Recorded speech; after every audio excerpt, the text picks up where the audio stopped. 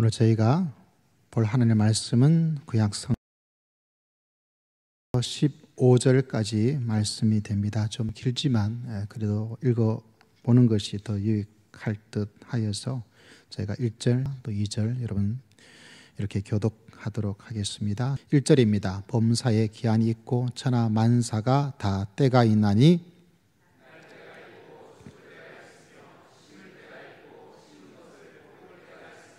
죽일 때가 있고 치료할 때가 있으며 헐 때가 있고 세울 때가 있으며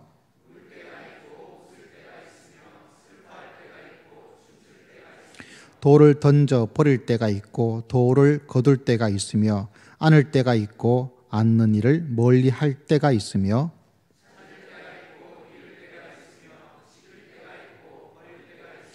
찢을 때가 있고 꿰맬 때가 있으며 잠잠할 때가 있고 말할 때가 있으며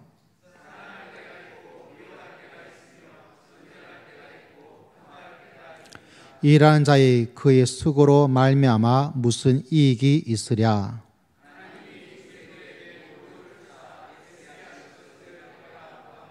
하나님이 모든 것을 지으시되 때를 따라 아름답게 하셨고 또 사람들에게는 영원을 사모하는 마음을 주셨느니라. 그러나 하나님이 하신 일의 시종을 사람으로 측량할 수 없게 하셨도다.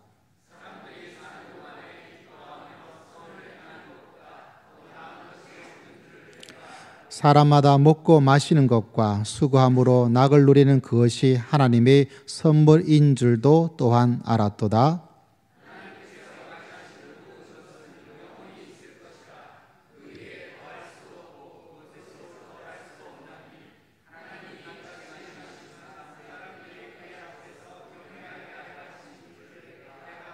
함께 했습니다. 이제 있는 것이 옛적에 있었고 장래에 있을 것도 옛적에 있었나니 하나님이 이미 지나간 것을 다시 찾으시니라. 아멘. 할렐루야. 좋은 날 하나님께서 좋은 은총으로 또 한 주간 좋은 일들을 하나님께서 우리 모두에게 베풀어 주실 줄을 믿습니다.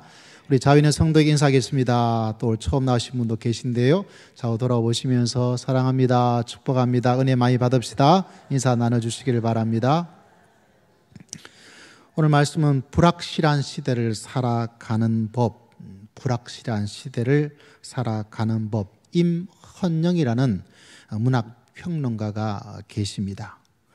이분 고향이 저랑 똑같더라고요. 경북 의성이에요. 어디서 구체적으로 면 단위는 뭔지 모르겠지만 의성이라니까 좀 반가웠는데 이 문학평론가가 불확실한 시대에 대한 이야기 책을 만들어내면서 이런 이야기를 했습니다. 한번 들어보십시오.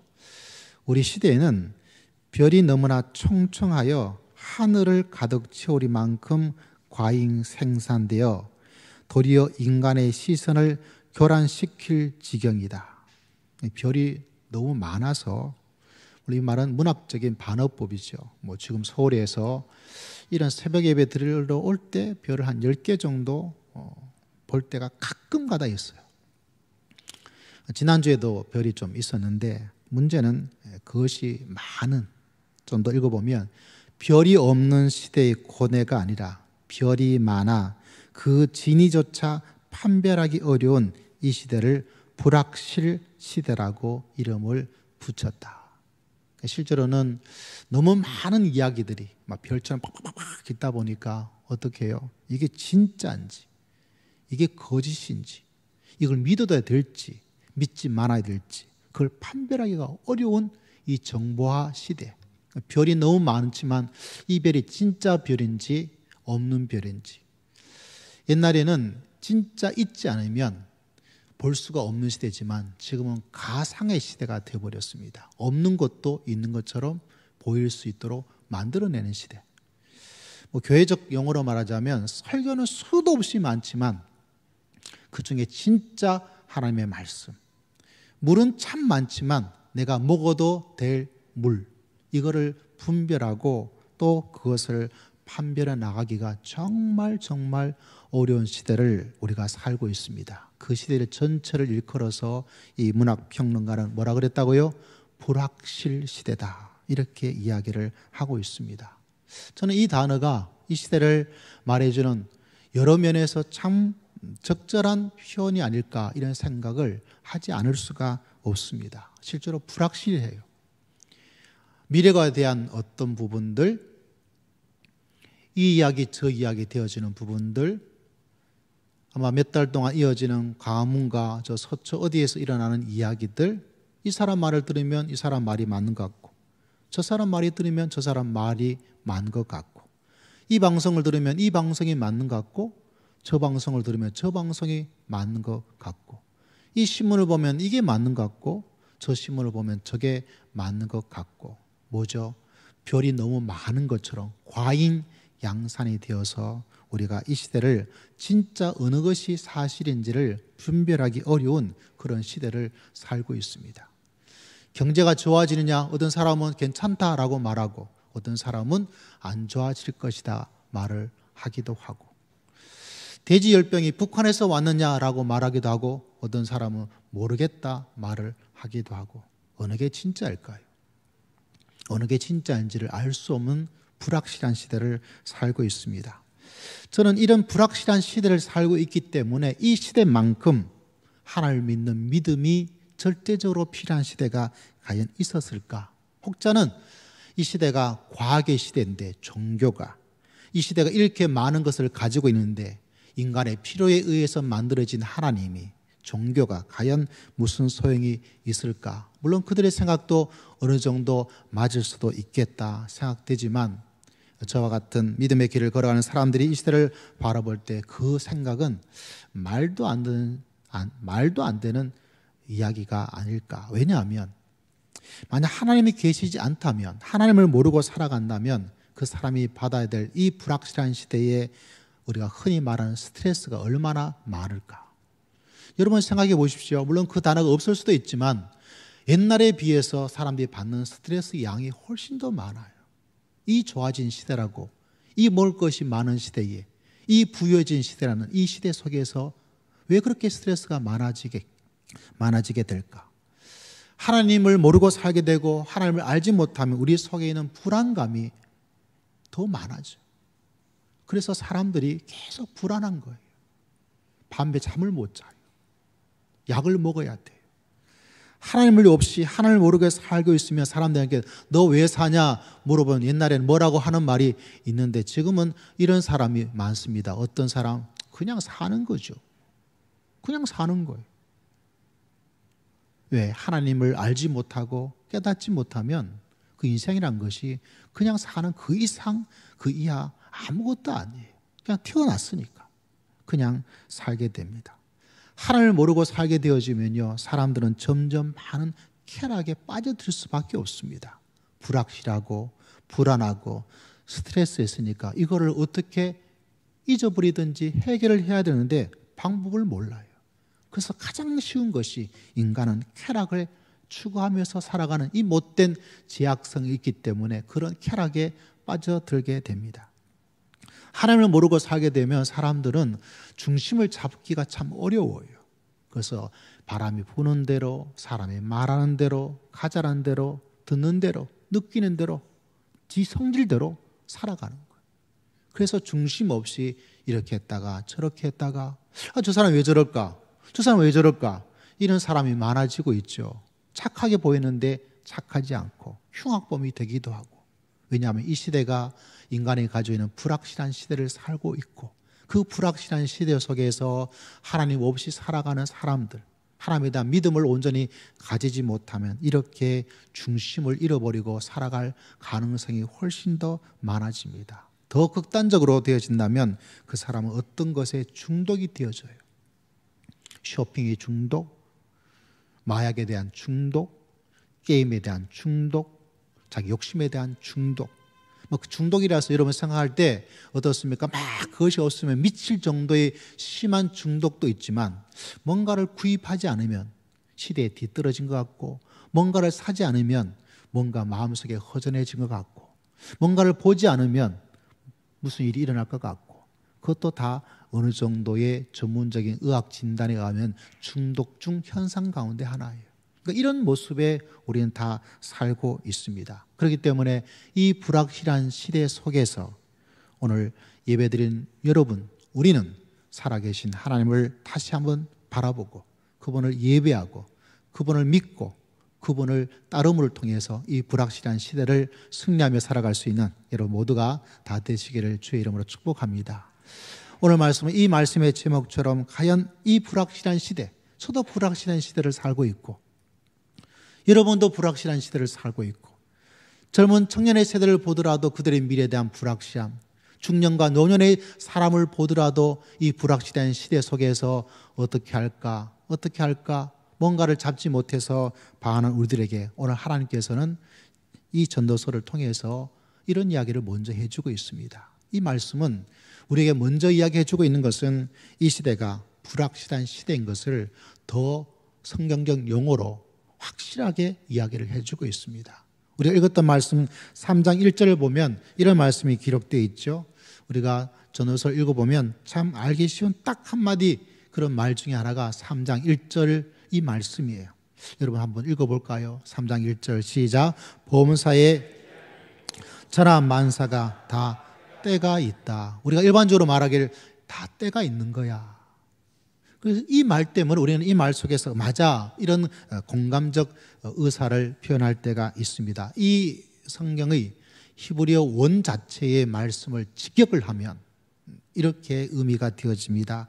모든 것을 위해 정해진 시간, 하늘 아래 모든 일을 위한 그때. 다시 말하면 동사는 없어요. 그냥 명사, 구로 이렇게 명사적으로만 딱 끝이 납니다.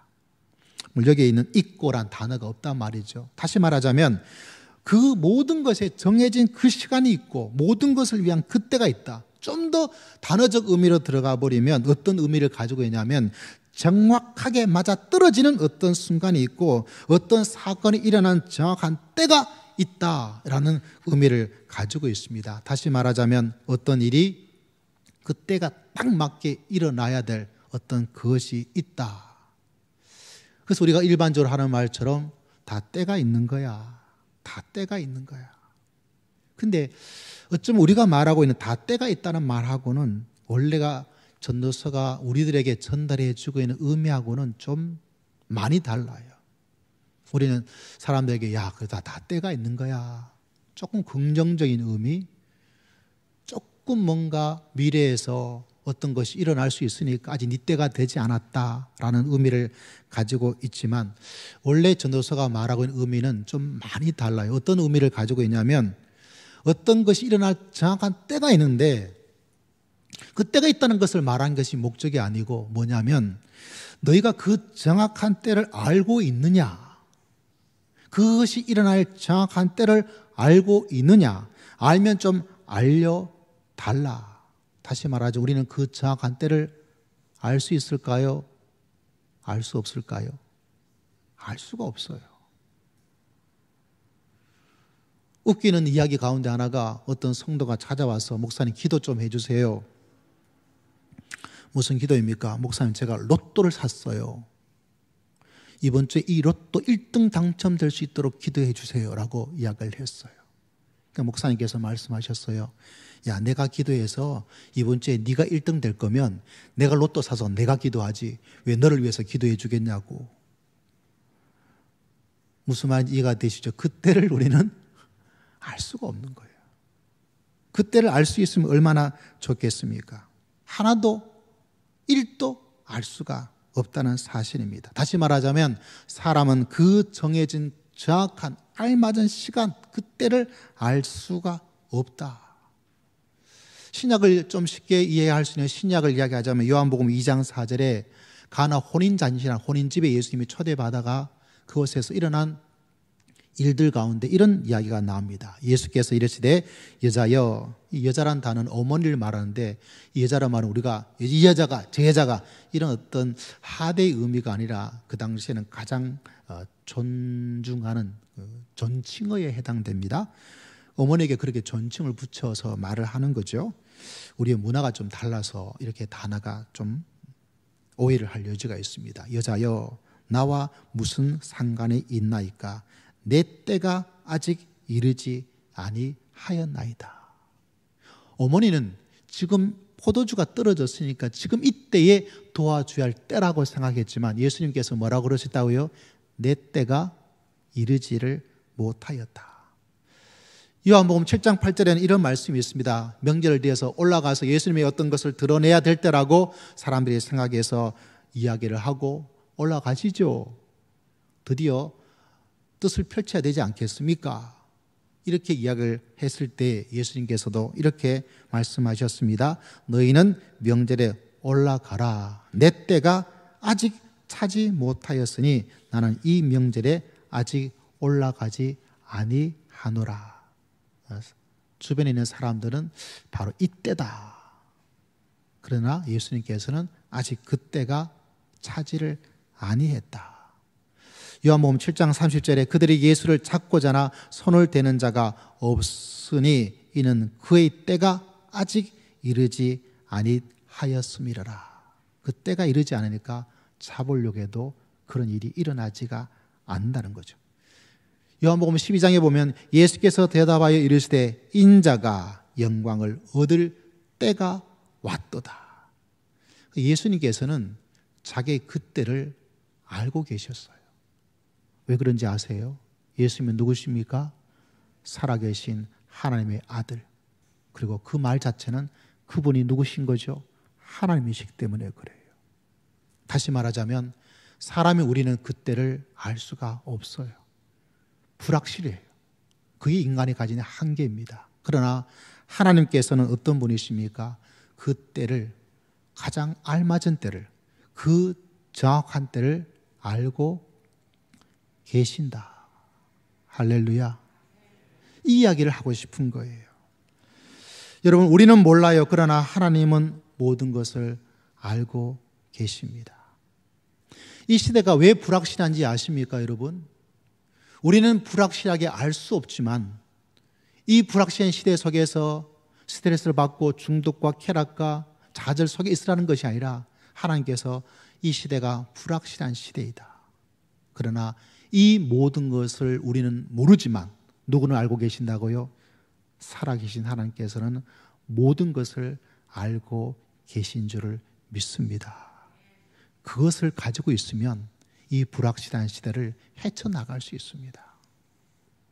자꾸 내가 그 불확실성을 제거하기 위해서, 없애기 위해서 뭔가 또 확실한 이야기, 확실한 어떤 것이 있어야 돼 라고 아무리 얻으려고 노력한다 하더라도 얻을 수가 있느냐? 얻을 수가 없어요, 여러분.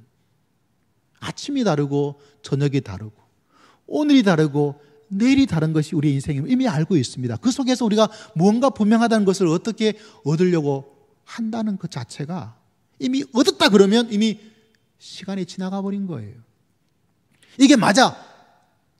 종합적으로 보니까 이것이 맞아. 이 사람이 거짓말했어. 이 사람이 진짜 말을 했어. 알아보았자 이미 그거는 과거고 지금 현재와 미래는 또 다른 불확실과 또 싸워야 되는 거예요.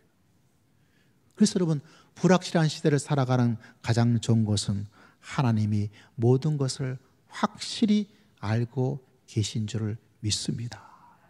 그 하나님을 의지하고 그 하나님께 우리의 인생을 맡겨나갈 때 이 불확실한 시대를 우리는 알 수 없지만, 우리는 아마추어지만 하나님은 전문가시고요, 우리는 초보지만 하나님께서는 백단, 천단, 만단의 실력을 가지신 능력의 하나님이신 줄을 믿습니다. 그 하나만 딱 기억하면 되는 거예요. 골치 아프게 이것저것 너무 많은 생각하면 이 작은 머리로, 이 작은 아마추어적인 이 지혜를 가지고는 살기가 어려워요. 도리어 알고 또 점검하고 또 점검하려고 하면 할수록 우리가 받아야 될 중압감과 불안감과 스트레스는 없어지지가 않아요. 우리의 우울은 없어지지 않아요. 우리의 불안감은 더 쌓이고 쌓여집니다. 근데 아주 단순하게 하나님, 저는 알 수가 없습니다. 그러나 하나님께서는 모든 것을 알고 계신 줄을 믿습니다. 그 믿음과 확신을 내가 고백하면 이 불확실한 시대 속에 우리가 알 수가 없잖아요. 아무리 똑똑한다 할지라도, 아무리 초강되고 이 대통령이라 할지라도 어떻게 모든 것을 알 수 있겠어요?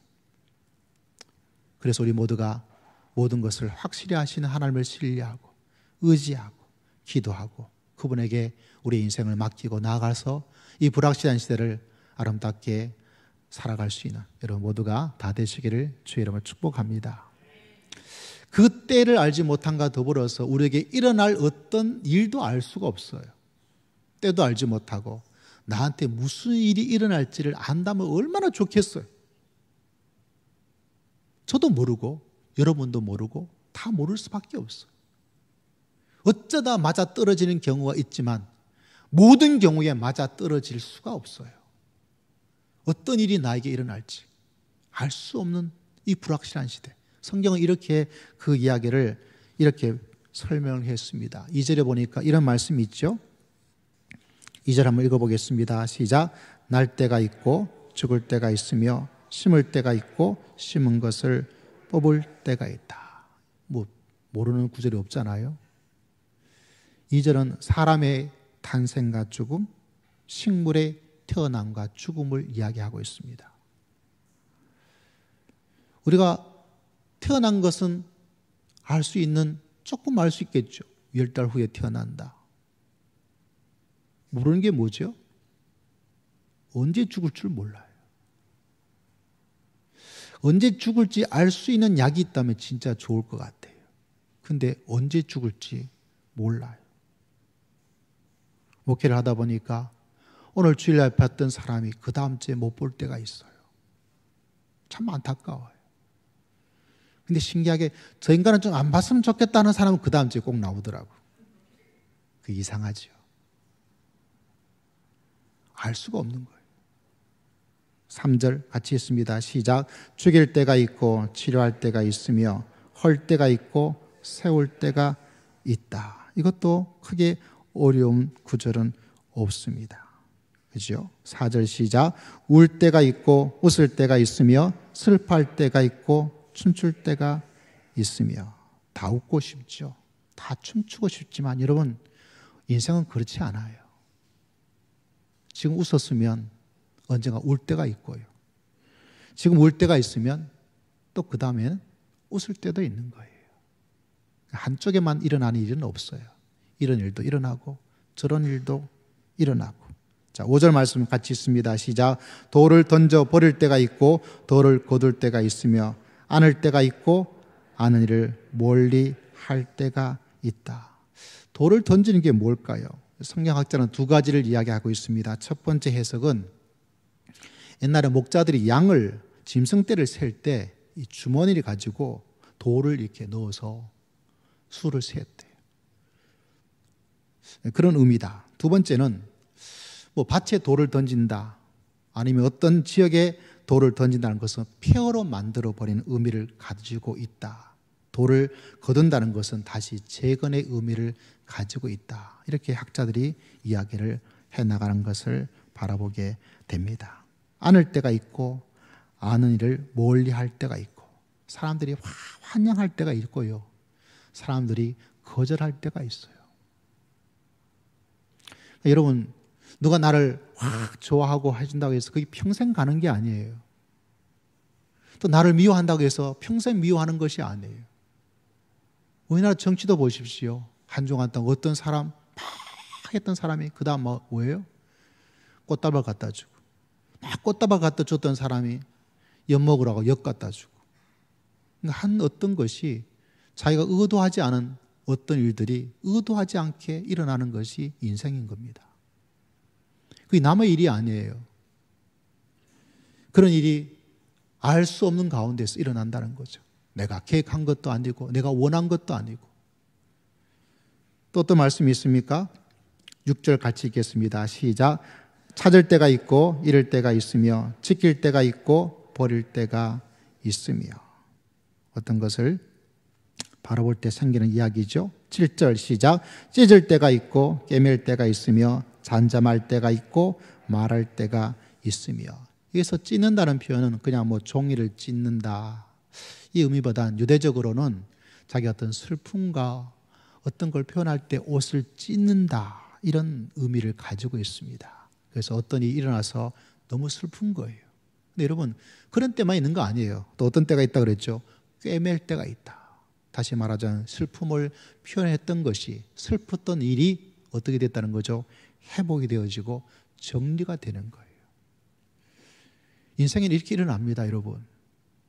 이번 주에 참 좋아서 확 웃었던 사람이 다음 주에 죽을 상이 되어서 목사님 이렇게 온 사람도 있고, 지난주에 목사님 이렇게 했던 사람이 이번 주에 할렐루야 하는 사람도 있고, 그런 일이 일어나는 것이 인생이라는 거죠.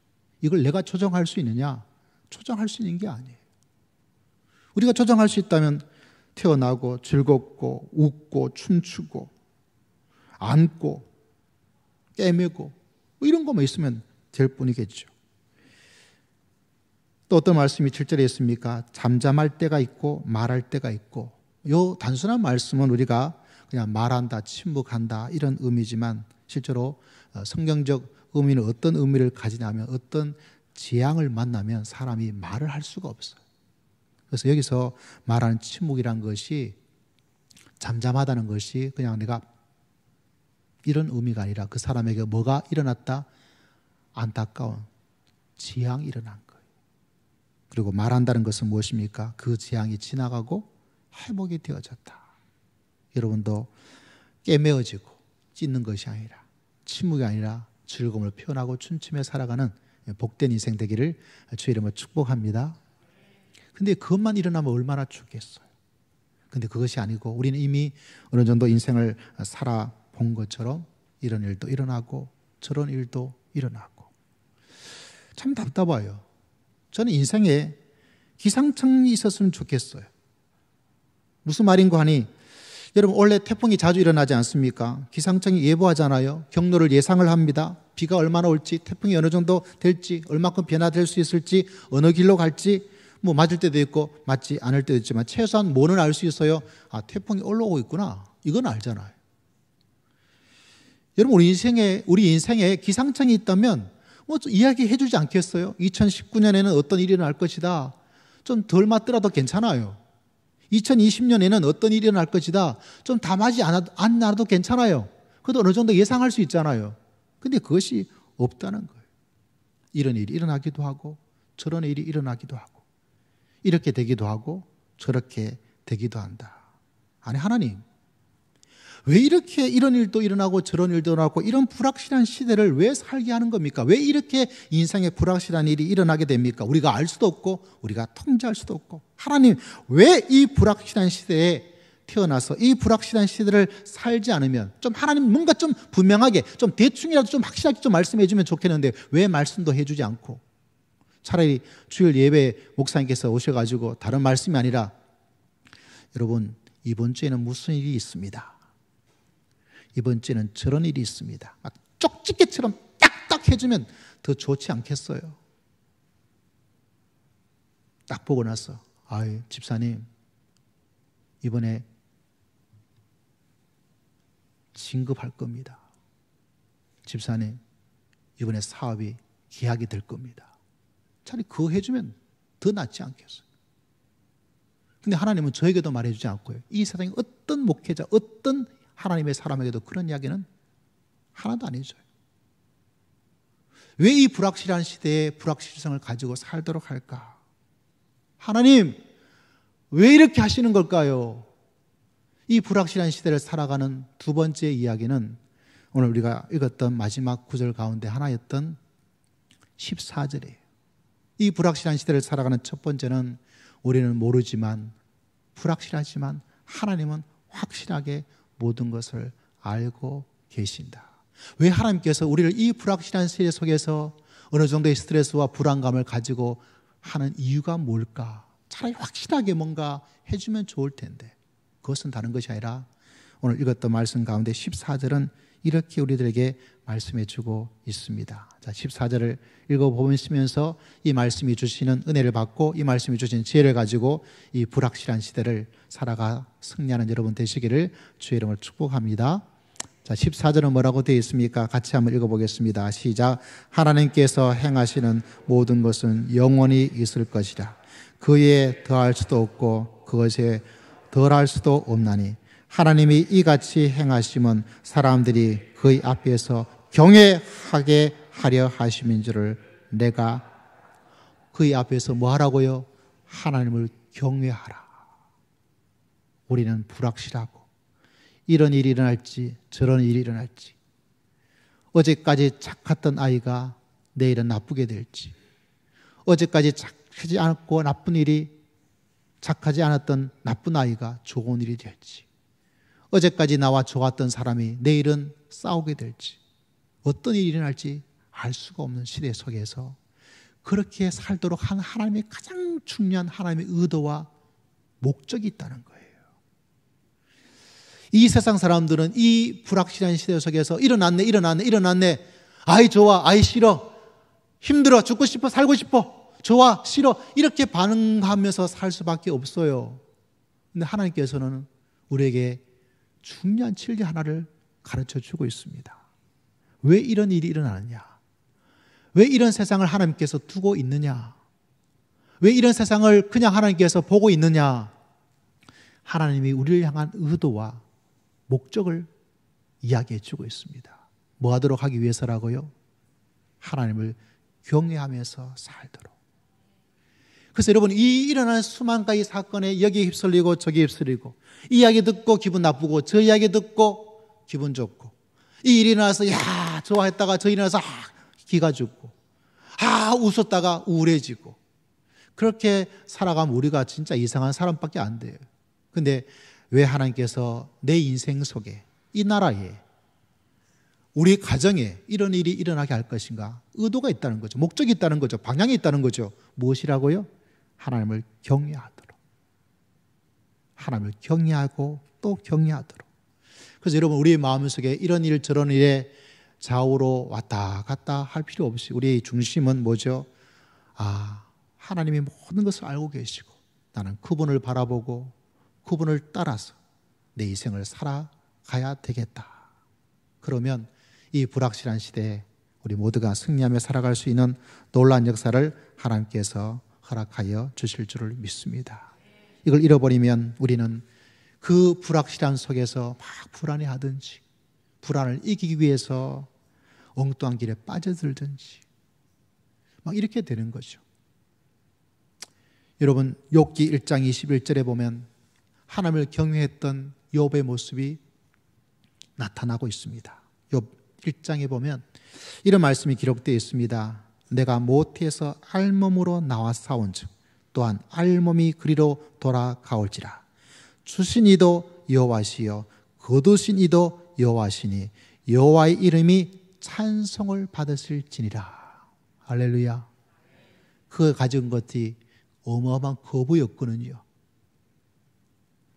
욥기 전체를 보면 자기 몸도 자식도 가지고 있는 재산도 얼마 지나서도 진짜 홀라당 다 없어져 버렸어.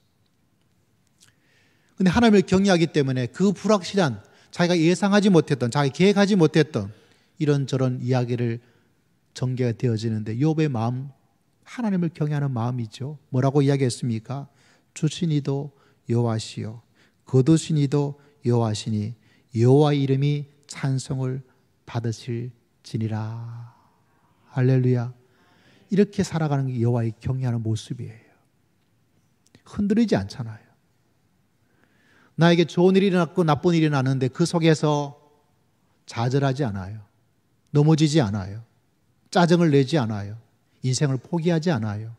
그냥 사는 거지 뭐 이렇게 생각하지 않아요. 원망도 없어요. 그것이 여호와를 경외하는 것입니다. 우리 모두가 알고 있는 것처럼 욥은 그의 모든 재난이 지나가고 하나님께서 더 많은 은혜와 축복으로 하나님께서 욥을 회복시켜 주신 줄을 믿습니다. 그래서 여호와를 경외하는 것이 이 시대에 너무 중요한 거예요. 우리 인생에도 욥처럼 예상하지 못했고 의도하지 못했고 그 엄청난 파도와 파괴가 지나칠 때가 있습니다. 인생은 항상 그런 위험을 가지고 있는 거죠. 그러나 하나님을 경외하는 마음만 있다면 하나님께서는 그 믿음과 모습을 보시고 하나님께서 회복의 은혜를 우리 모두에게 베풀어 주실 줄을 믿습니다. 다윗도 하나님을 경외하는 모습을 가지고 있었습니다. 사무엘하 15장에 보니까 왕이 사독에게 이르되 보라 여호와 하나님의 길을 성읍으로 도로 메어 가라. 만일 내가 여호와 앞에서 은혜를 입으면 도로 나를 인도하사 내게 그 궤와 그 계신대를 보이시리라. 사랑하는 아들 압살롬이라는 아들이 있었습니다. 굉장히 충망받는 뛰어난 인재예요. 아버지의 사랑을 받고 아버지의 사랑만이 아니라 온 이스라엘 백성의 사랑과 또 존경을 받는 인물로 했는데, 문제는 때를 기다리지 않고 뭐를 빼들였어요? 칼을 빼들고 내가 왕이 될 것이다. 아버지를 향해서 칼을 빼들어 반역을 합니다. 다윗이 좀 눈치가 없었던 것 같아요. 세상 물정에 통치의 능력에 뭔가 빈 구멍이 생겼습니다. 이스라엘 백성들의 마음이 자기 아들에게 쏟아가고 있는 걸 몰랐다는 거예요.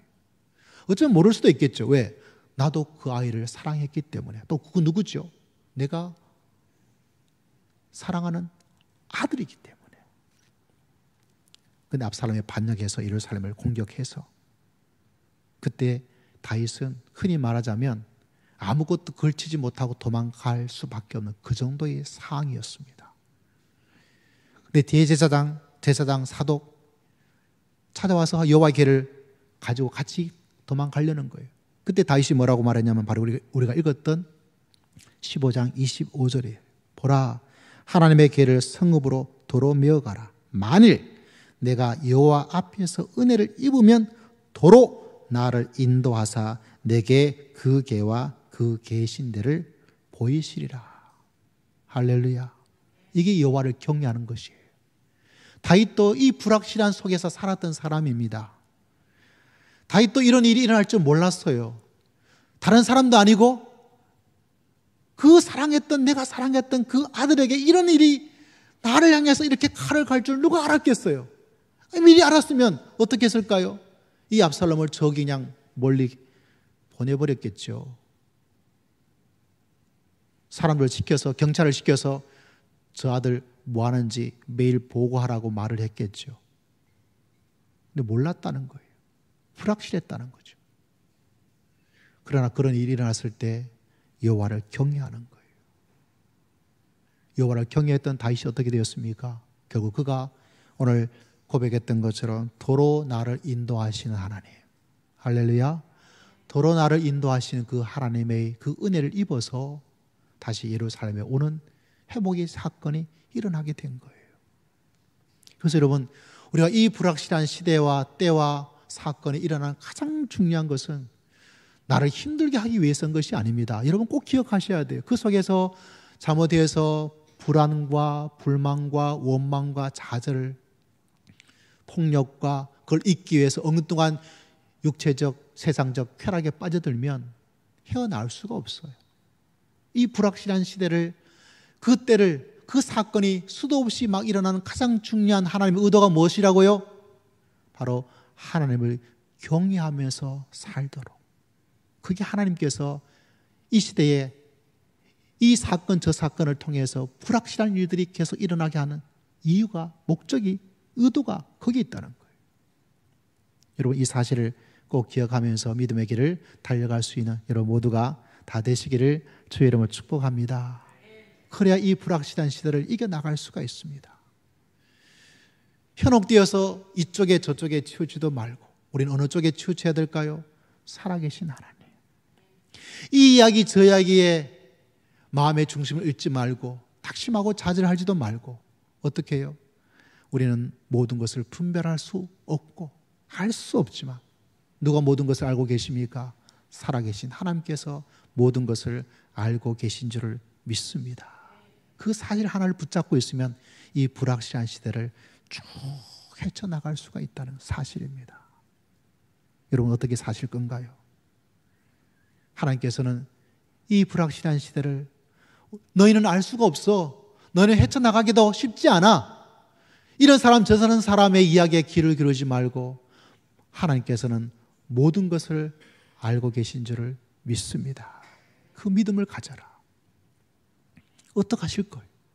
이 불확실한 시대 속에서 이야기합니다. 왜 이 불확실한 시대를 살게, 이 불확실한 사건이, 불확실한 때를 알지 못하다 왜 내가 그렇게 해두고 있는지 알고 있느냐? 뭐 하도록? 다른 어떤 것이 아니라, 다른 어떤 사람이 아니라, 다른 어떤 것이 아니라 하나님을 경외하며 살도록 만들기 위해서. 그래서 우리는 어떤 사건이 일어나더라도, 어떤 시대를 살아가더라도 뭐만 잘하면 돼요?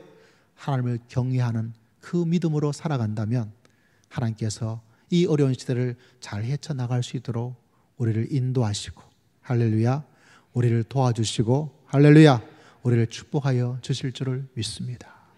그래서 우리 이 시대를 잘 헤쳐나가고 또 우리 모두가 주님의 자녀로서 믿음 가운데 승리하며 살아갈 수 있는 여러분 모두가 다 되시기를 살아계신